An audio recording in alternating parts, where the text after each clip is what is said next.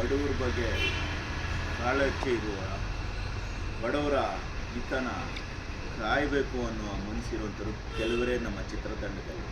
ಆ ಸಾಲಿನಲ್ಲಿ ನಮ್ಮ ಡಾಲಿ ಧನಂಜಯ್ ಸರ್ ಕೂಡ ಒಬ್ಬರನ್ನ ಹೇಳೋದಕ್ಕೆ ಇಚ್ಛೆ ಪಡ್ತೇನೆ. ಇವತ್ತು ನಮ್ಮ ಡಾಲಿ ಸಾಹೇಬರು ದಾಂಪತ್ಯ ಜೀವನಕ್ಕೆ ಕಾಲಿಡ್ತಾ ಇದ್ದಾರೆ. ಅವರ ದಾಂಪತ್ಯ ಜೀವನ 100 ವರ್ಷ ಸುಮಂಗಲಿಯಾಗಿ ನನ್ನ ತಂಗಿ ಇರಲಿ ಅಂತೇಳಿ ದೇವರಲ್ಲಿ ಪ್ರಾರ್ಥನೆ ಮಾಡ್ತಾರೆ. ಅವ್ರಿಗೆ ಆರೋಗ್ಯ, ಐಶ್ವರ್ಯ, ಅಂತಸ್ತು ಕೊಡಲಿ ಅಂತೇಳಿ ನಮ್ಮ ಬಡವರ ಮಕ್ಕಳು ಸಿನಿಮಾ ತಂಡ ಹಾರೈಸುತ್ತೆ, ಶುಭವನ್ನು ಹಾರೈಸುತ್ತೆ.